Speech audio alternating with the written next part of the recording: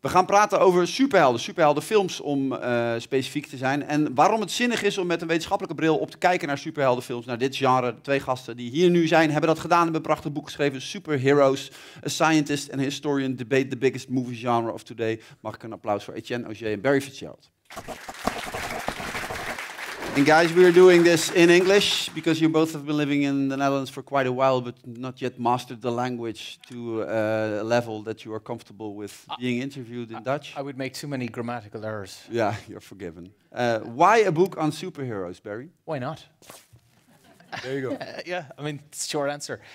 I'm a huge fan of superheroes, so I'm the scientist, and I would have read the comic books when I was younger, and then you get drawn into the films, and then as a scientist in my career, I started to ask questions about what could be real and what could not be real, and what could happen and what could not happen. And for my side of the story, that's what superheroes are for me, because there's opportunity, there's chance, there's innovation, there's lots to be learned and lots to be inspired by. Okay, on a scientific level as well. Yes. Yeah. You're a physicist by nature. You are a historian. Correct. Etienne, you're specialized in communication, propaganda. Yep. You're researching science fiction and superheroes as well. Yep. Why is it interesting for an historian to take a look at how this genre has evolved over the years? Well, the great thing about superheroes is that it's a mix of science fiction, and fantasy. You have a lot of mythology in it. And so as a historian also, mythology is very important because most of the time what you learn in history in high school is more mythology than history. So for me it was very interesting. I've also been a fan of superheroes since the beginning. And do you have to be a fan to write a book about superheroes? Okay, let me rephrase. I'm not sure are you a fan? I would say I'm a fan. Oh yeah, I'm not sure I'm a fan. Okay, because usually fans are very defensive about superheroes. And honestly, I don't like the MCU. The Marvel Cinematic Universe. I don't like it. And name a couple of movies for people in the audience who don't have a clue. I would say maybe the best is Black Panther, and the worst is pretty much the rest, or something like that. Now, this is where I would weigh in and suggest that there are other good films. Yeah. Iron Man, Captain America Civil War, The Avengers, all good films. Captain America, The Winter Soldier. Absolutely. Okay. Let's start with a question of definition. What is the difference between a hero and a superhero? That's a very good question. It's in your books. But it takes like a whole chapter to try and answer this question. Yeah, you have 2.5 minutes for it. We're a bit inconclusive about it because it really depends. Like for instance, you have some... Hawkeye, which is like a very low-level kind of superhero. And let me point out, I wore my Hawkeye socks just for you today. There you are. So thank you. And this is not scripted you see in any the way. level of commitment this guy has. So it's difficult. It's really difficult. Like the problem of superheroes is that you have superheroes with the power to destroy a planet, and you have some like Hawkeye who don't really have like any real skills except to look good on socks. I think I would say that's pretty much it. Also having a chance to win an Olympic gold medal at archery, I think. What? Right? In real life? In real life, I think too. Yeah, but it doesn't exist. Okay, guys, so this is what you are doing in the book as well. Arguing a lot, like two old... Colorful debating by 2 middle-aged men in the midst of a midlife crisis. That's your take on it. But let's use our time wise and try to explain why it makes sense as a historian and a scientist to look at superheroes. Back to the question, Etienne, how has the genre evolved over the years? What were the first superhero films, comics, and what do you see when you look at decades of evolving in this genre? Well, the first, technically, I would say Superman, 1978. He has evolved to the point that now most superheroes, unfortunately, most superhero films are full of CGI. So it's really, I mean, sort of reflect also the inflation of the genre. You have the multiverse a bit too much. CGI means the film basically is created in the computer, right? Computer-generated imagery. So that's the problem. I mean, Avengers is mostly, I would say, 90% of it is CGI. So it strays away a little bit from cinema. Martin Scorsese, the great filmmaker, said that superhero films are not really cinema, it's more like theme park, so this kind of entertainment. But I think there are some good stuff coming back, like for instance, the Joker is going back to the roots, to the origin of superheroes. The genesis of a superhero is very interesting. per your question, why do historians enjoy superheroes? Because the genesis, the history behind why someone becomes a superhero or supervillain is always very important. And that's usually one difference between superhero and heroes, the fact that you have this genesis that explain why, at the end of the day, the superhero becomes one or it turns into a supervillain. Yeah, and what does it teach us when you go back to the origin of the genre? What does it teach us about what we desire in a story, what we desire as human beings, what we desire as a society in what a superhero becomes? I would say what we desire is, of course, stories. I mean, as human beings, we crave stories to make sense of the world. You know that the world is becoming very, very complex, complicated even. And so first of all, superheroes, they sort of provide answers like, well, somewhere deep inside, there's somebody who's watching over us. So it's something that every society desires. Mm-hmm. And also in the book, we explain that probably the thing is today superheroes are mostly Americans. You have some which are coming from other countries, but it also shows the absolute domination of the United States, the impact of the United States. And the fact that today, unfortunately or fortunately, we also turn to the United States to have answers in a complicated world. So the superhero has evolved. It will be very difficult, I think, for us to explain all the different change in a superhero. It will take hours. We read, I would say, thousands of comic books. We watch all the films again and again and again. So the evolution is constant. One thing I would say still remains, which is that superheroes are American. Would you agree on that? Quite a lot of them are, yeah, indeed. I mean, this character right here is Russian. So he's a member of the X-Men Soviet. He was the hero of Soviet Union. He's part of the USSR. So he was introduced in 1976, giant-size X-Men #1. And so this character, having them introduced in the comic books at the time, would have been a bit of a turn for where the comic books were going and where the stories were going. I'm fascinated by this character. For those who don't know this character, he has an organic steel skin that appears around his body. And I'm so fascinated by this character, I even wrote a whole scientific paper on him in a journal on physiology. And they published it. Look at her. You see the way... Because this is basically what you do, right? Barry, you sort of... reverse engineer. Yeah, and you check whether it is possible, it might have been possible, it will be possible in the future. How much true science is there behind superhero films or in superhero films? Well, there's quite a lot. I mean, first and foremost, they do talk to consultants. Unfortunately, not me.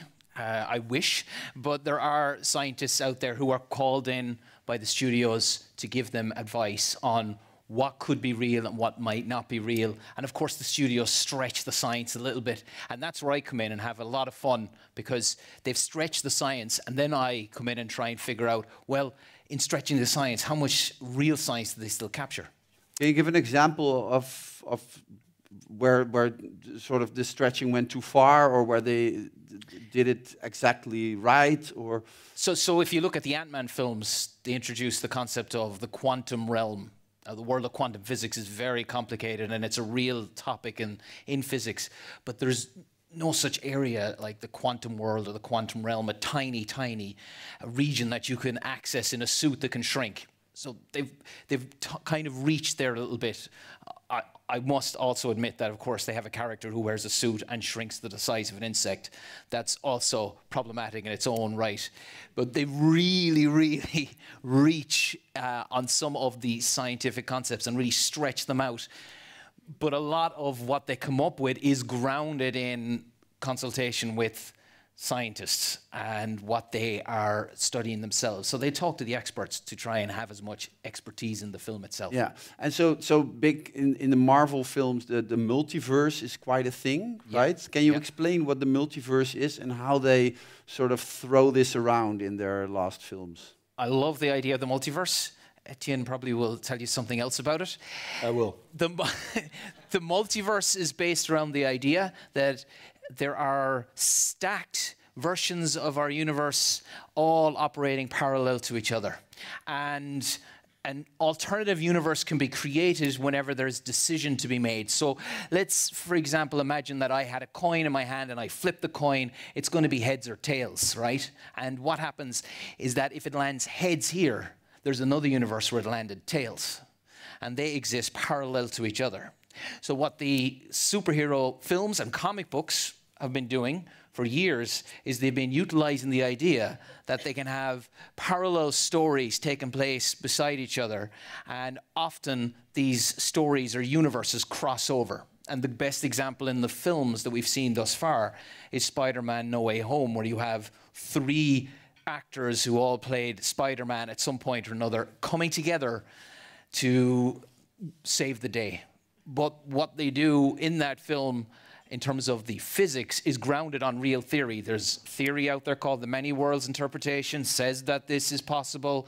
There's a lot of concrete science and research that's been done there to back this stuff up. So they're using it and stretching it out. But fundamentally speaking, if you go and read the books in physics or on multiverse theory, it says it's possible. Yeah. So if I hear you correctly, is that what they are actually doing is sort of science communication on a very massive scale, is it? Or are they doing science a favor? I'm a science communicator as well. So what I would say is that they include science in their films, but the issue for me is that it's not always accurate. So what I do is I take the films, I dismantle the films, I figure out what's right and what is wrong, and then I showcase this then to different audiences. So I go to schools, I'll go to science festivals, I'll go to companies, whoever wants to hear about these stories, and I'll show that audience what's right, and I'll show them what's wrong, and I'm not going to leave it at that, because you want to show a solution. So I'll always show a way around what is wrong in what you've just seen. Okay. Etienne, you mentioned a lot of superheroes being American. What does it do to your worldview when you watch a lot of superhero movies? Is it a form of propaganda?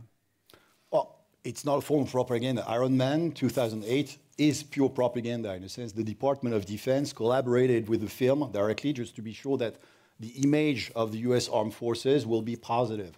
So there is a form of propaganda, of course, in superhero films.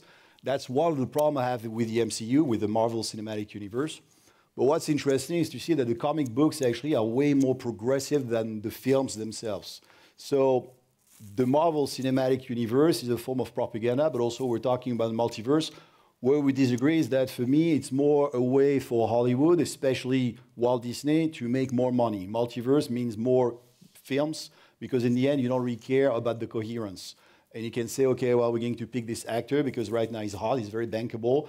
And if at some point he's canceled, like what happens in Hollywood for quite some actors, then we can say, well, we go to the multiverse and it's a different person being the superhero, but it's a multiverse. So there is a form of propaganda, especially... But not from a geopolitical perspective, but just purely capitalist. There is true, I would say. There is true. Because indeed, like Iron Man is really one example of the US Armed Forces collaborating with Hollywood. Captain Marvel was also used in order to attract more women into the Air Force. So there's also this propaganda that you see, political propaganda, in Marvel films, big time. So it's capitalistic, for sure, but I mean, it's a business. I mean, when you speak about cinema, it costs money. So of course, they need money, and the only goal of Hollywood is to make profit, so it makes complete sense. Yeah. But also, the element that sometimes is a bit concerning is that it's sort of showing like the American domination, the US domination, as something that is like, it's a fact, and the superheroes are protecting the rest of the world, just like the US is doing. So it's something that very few films are going to contest. That's why we're hoping a lot from Civil War. Civil War, the comic books, it's more than 100 issues, so it's very, very complex and very interesting. And it shows also that comic books also have the capacity to be critical when it comes to the myth of the superhero. The films, not so much. Okay. Is there anything to be expected of the next years in the Marvel universe? Yeah, the Marvel universe has phases, right? It has phases. They're now in phases. How widely known is this? It was new to me. I think among the movie-going public, they will be aware that there are phases. I'm sure that there are probably some people here with us this evening and who'll be watching this who were intrigued by what would happen with Thanos, who is the equivalent of Darth Vader in the Marvel films, the best analogy I could draw here. There are phases. They've had some more misses than hits in recent years. They are pinning a lot of their hopes on an upcoming film, which is coming out in the middle of 2024, and that is Deadpool 3. And they're hoping that by bringing back, as Etienne has mentioned, bringing back an actor who played successfully another character and bringing them into be part of that story, and that is Hugh Jackman's Wolverine, that they can really reboot in a way. I think that's what they're trying to do. I think that's what that film is going to do. It's going to be a little bit of a reboot on some of what's been going on, because they realize that some of the stories they're trying to tell work in comic books if you've got time. As Etienne has said, the Civil War series, 100 issues, if you sit down and read it, it is amazing. It's better than a soap opera. It's fantastic, but you got to have the time to read it, and you don't have time to tell that story on the screen. And the Captain America Civil War film, which I think is a very good film, it's 2.5 hours. It does the storyline of the comic book such an injustice. Anything you look forward to, Etienne? Blade. Actually, the new Blade can be interesting. So Blade is, once again, it's between fantasy and science fiction. So it's the story of a vampire, who's also a daywalker, and he kills other vampires. Doesn't sound great like this, but it was a great, great film starring Wesley Snipes, and they're going to do some kind of reboot or sequel. 2025 is going to be released. I have to say I'm looking forward to this one. Also the Joker 2, which I think will be quite interesting. It's only sequels, prequels, and more sequels. Isn't that something remake or get really become really tired from? Yeah. We speak about Marvel fatigue or Marvel exhaustion in a sense that it's beginning a bit old. And so it's always nice to see, for instance, right now I'm rewatching the old X-Men, which are quite well done, so before the whole Marvel Cinematic Universe. So you still have some very good films. I'm going to present Unbreakable in this wonderful series very soon, May 13th, I think, at Kino. Unbreakable is a great superhero film. This is with Samuel L. Jackson and Bruce Willis. Yeah, Bruce Willis. Bruce Willis. Yeah, it's a fantastic film. Yeah, it's a very good one. And the thing, of course, with Marvel is that they have 5,000 characters to play with, but they keep going back to the ones that everyone knows. You know, there's very obscure characters out there, but they always feel like we have to come back to the ones that we know are going to be bankable, as Etienne has spoken about, which is why there's been 3 Spider-Men on screen, and there will be another one. Yeah. There's a lot of arguing in the book, on stage here a little bit as well. Is there anything you do agree on a film, a character, what? The Boys. The Boys, The Boys that you can catch on Prime Video. It's a great show. It's a very good show, which is also questioning whether or not the superheroes should be superheroes. Maybe they're more supervillain than superheroes. So yeah, there's a lot of things we agree upon. But as Barry said, there are more than 5,000 Marvel characters. Of course, we cannot all like them. Again, Barry has special socks for his favorite superhero. He's one of my favorites. I brought something that is not as classy as the socks, but this is the hammer called Mjolnir by Thor. It's not mine, okay? It's Barry, and he forced me to bring it because I don't collect these kind of things. But thanks, Barry. Anyway. It suits you. It suits your Hydra pin as well. Thank you. Yeah. We should. If there's anything we take home tonight, is that we should watch The Boys. That's for certain, but also I should also point out that do not sit down and watch that with younger members of the family. Yeah, especially not the first minute. Definitely not the first minute, for sure. Or the first minutes of season 3. It's definitely something to be watched when you are mature enough to process what's happening. Most of the people in the audience are. Very good, but I'm saying this for anyone who may be watching this afterwards. Okay. And the one thing that it does is it shows the world what it would be like if people really had superpowers. Okay. Thanks for being here. Barry Fitzgerald and Etienne Augé. Thank you so much. Thank you.